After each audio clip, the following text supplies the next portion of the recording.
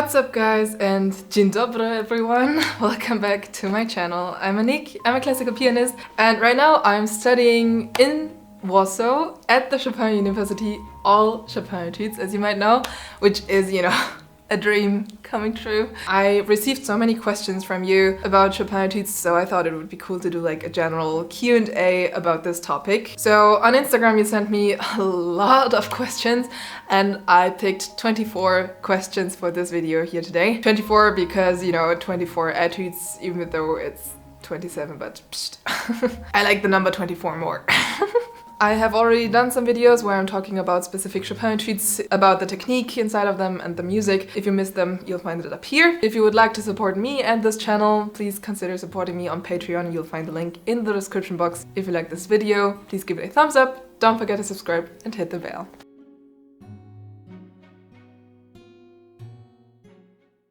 Okay, let's start with the first question. How do etudes help us in building technique? How to apply into other pieces? That's a good question. So every etude is like concentrating on at least one specific technique. Sometimes it is including more techniques and like combining it. What makes it so hard is that you have to keep this for at least 2-3 minutes. 2-3 minutes, it does not sound so much at first, but it's actually a lot. Like it's like cardio training. You really have to master the technique to get through 2-3 minutes without getting hurt or injured, and you will find these techniques also in a lot of other piano pieces, especially by Chopin. He's really focusing on a lot of basics, like using a wrist, using your elbow, using your shoulder.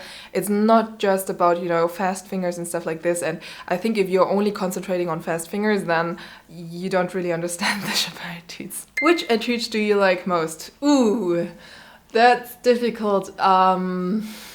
For a very long time it was Opus 10 No.1, but right now I actually don't really have a favorite one because I'm practicing all of them, I'm studying all of them, and all of them are so beautiful and also difficult. If I really had to choose, I think it would be Opus 25 No. 9. It represents my personal character the most, I think, and I just love the technique that's behind it. What is your favorite etude? Write it in the comments down below.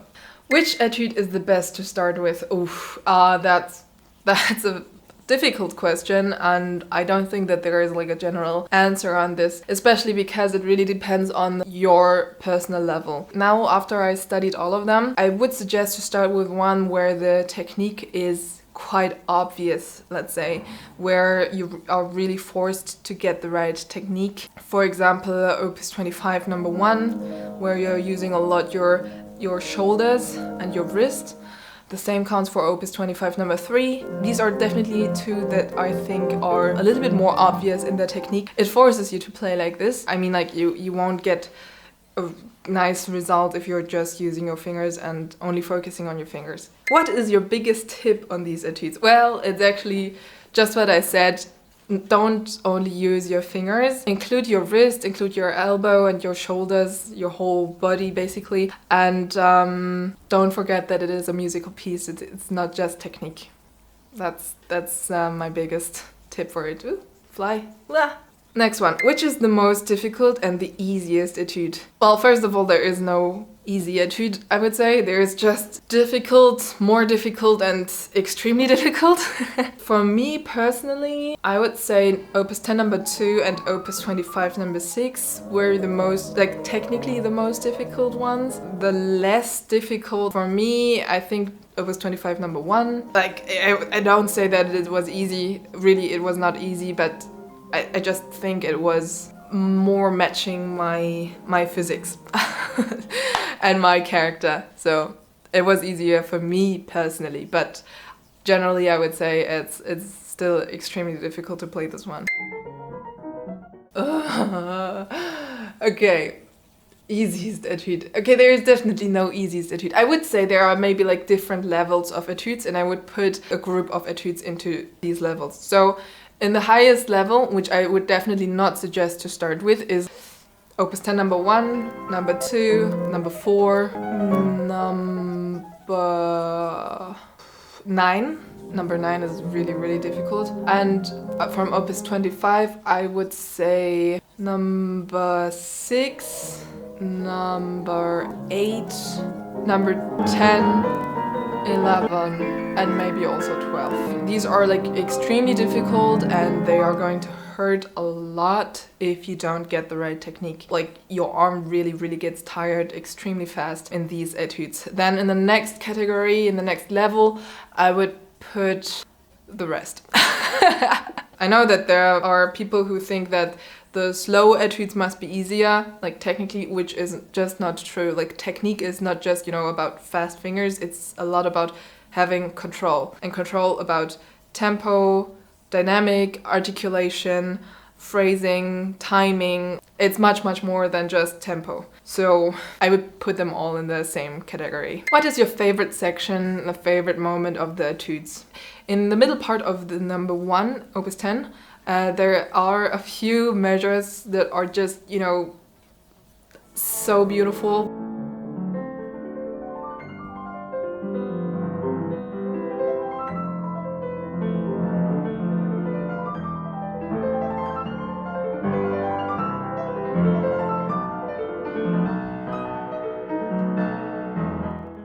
Which is the most difficult technique to master? The most difficult technique is to find ways to relax, and it's like basically the key to every etude. Every etude has different techniques. It's like very easy to tense up and like, you know, to have tensions in your arm and your hand, and the big goal is in the end to find a way to relax in between all the notes. And this is, I would say, the most difficult technique here. Which is the very first etude you played in your life? I think it was Opus 25 number 2, if I remember correctly. Wait, it is actually written in my book. Okay, so it's definitely Opus 25 because the book looks, you know, a little bit destroyed. Back then my teacher, she would always write inside the book and like on the pieces when I started to learn it, but in this case it seems like she didn't do it anymore. So it must have been Opus 25 number 2 or number 3, or it was one of the, like the first one of the Trois Nouvelles Etudes. I know that these 3 were definitely like the first 3 that I learned, but I think the very first one was number 2. If you could rename the etudes in any way you wanted to, what would you name them? In Germany, we say to Bach's Wohltemperiertem Klavier, it is the Old Testament, das Alte Testament. Is this how you say it in English? I don't know, I'm not religious actually. And Beethoven's sonatas are like the New Testament. If there was something like, you know, the newest or the Third Testament or whatever, I would say these are the Chopin etudes. Like, they fit perfectly into this milestone order in piano literature. I'm not religious, but I think it's kind of holy for me. Is Opus 10 number 4 as difficult as people say? It's really difficult, especially because it is one of the rare etudes where Chopin is like putting a lot of different techniques inside. It's not like just focusing on one specific technique. What makes it even more special is that the change of technique is so fast. Like you have to change techniques every 1-2 measures, and it has to be like really on point. And also there are so many musical details in this etude, like it's really hard. How will I know when I'm ready to start learning the etudes? I'm ready! I don't think that you will ever be, you know, ready to start. You just start with it. I'm happy that I started very early in my life with it. I know that I didn't understand the music and the technique back then. I mean, I was 7-8 years old. However, I'm still happy that I started so early because I know that it helped me to grow my technique over the time. I think what is important is that you have like some basics. You definitely should know how to read scores. You should have played like simple pieces before, and I think as soon as you start with like real repertoire, classical sonatas or some pieces by Bach, like when you're stopping playing from the simple piano schools, let's say, where you're not really playing like real classical pieces, but as soon as you start with real repertoire, you can also start with the Chopin etudes, I think. It is way too early, so you should not have the expectations that it will be like on spot from the beginning on. It won't. Like, therefore, these pieces are just too difficult. All of us, we are playing the etudes for many, many years. I'm sure it will accompany me for the rest of my life. At least I hope so. And still, at the end of my life, it won't be perfect. Do you have any emotional attachment to an etude, and why? Actually, there's a funny story. I was 10 when I played Mozart piano concerto in A major. I played with a youth orchestra from my music school back then, and we went to Budapest in Hungary to play there. And before we went there, there was another concert in my hometown, and it was my first big blackout. I didn't know what was happening. I couldn't understand in that moment. I was just 10. It was the first time that I was failing hard on stage. But that's a story for itself. I don't know why, but I played an encore, which was the first etude out of the Trois Nouvelles Etudes. On that day, I think I really felt this moment when things are turning in your head and it's not stopping to turn and you don't know where to go. And this is like, for me personally, it's exactly what this etude is expressing. So that is like my emotional connection to this etude. Oh, that's sad. How do you start practicing etudes? Depending on the etude, I would start like with the single hands, but sometimes the hands are so deeply connected and they're sharing melodies and whatever. It's easier to play with both hands. Definitely slowly, I would take a couple of weeks until I speed it up, especially if it's your first etude or one of your first etudes, because your arm and your hand, they really need time to get used to the movements. So a lot of slow practicing. What would the wrong notes etude, I think you mean Opus 25 No. 5, sound like playing only the wrong notes? That's an interesting question. I'll have to try it. Let's see.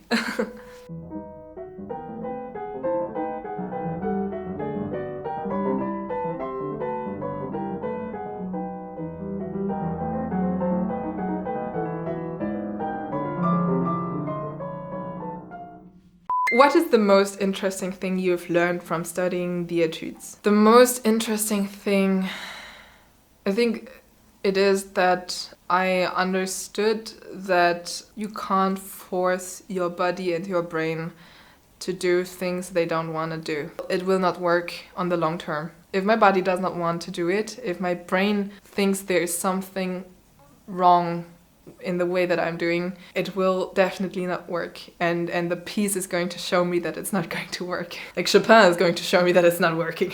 What is it about Chopin that you love so much? It is the sound he creates at the piano. It's very, very different from other composers, I feel like. It's so out of the piano. I can't imagine another instrument playing these pieces except of someone singing it. The piano is like really catching his personal sound so good. This is what I really love about Chopin. Which study gives you goosebumps while studying it because of the beauty of it?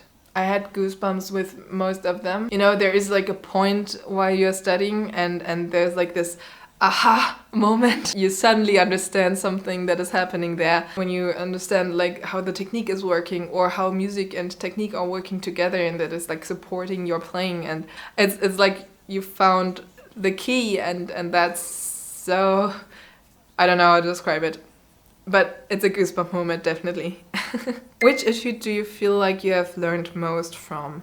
I think maybe it's the slow etudes. I learned from them to never underrate pieces because they are slow. I think this is a mistake that I did very, very often when I was young. It's so much about control, and having the control while you're playing very, very slow is so much more difficult because you have to make the sound sing, you have to get the connection between the notes. I think this is maybe one of the most important things that I learned out of the Chopin etudes. Never underrate pieces. How are you able to play and replay the same etudes for so many years without getting tired? Oh, you know, of course you will get tired at some point, but then it's your fault. It's not the fault of the piece. The pieces are so full of details. And after I understood how to get like the connection between music and technique, how the technique can be developed out of a musical analysis, it made it so much more interesting for me to study the etudes. As soon as you start to get deeper into a specific topic, you start to understand that you just know a very, very little part of it, and it is opening a big world to you. This is what happened to me with the Chopin etudes and with piano playing in general, but especially with these Chopin etudes. Is there a visible connection between them? If so, what is it? A visible connection is the form of the etudes. We have a classic A-B-A star form. You have the theme, you have a middle part, and then the theme from the beginning starts again and it comes to an end. And this is a form that is, I think, in every single Chopin etude. At least like now, spontaneously, there is no etude that I have in my head where it is not like this. But if I'm wrong, tell me in the comments down below. How hard are the etudes? Ooh, I would definitely say they are one of the most difficult pieces in piano literature. It's really, really hard. Which of the etudes do you feel is the most underrated? Definitely the 3 slow ones, like Opus 10 No. 3, Opus 10 No. 6, and Opus 25 No. 7. The technique is so hard to get like all the control about the different voices that are going on, and then the music, it is so deep, like really, really deep. These things all together, it's so much harder to play these etudes than compared to an etude where you can just, you know, impress the audience by fast fingers and loud chords and whatever. So I think these 3 are definitely underrated. Question number 24 is for you guys. I would like to know which etude is your favorite. Which etude do you think has the most beautiful melody, the most interesting technique? Write it in the comments down below. If you like this video, please give it a thumbs up. Don't forget to subscribe and hit the bell. If you would like to support me and this channel, please check out the link in the description box to my Patreon. We will see us in the next videos. Bye.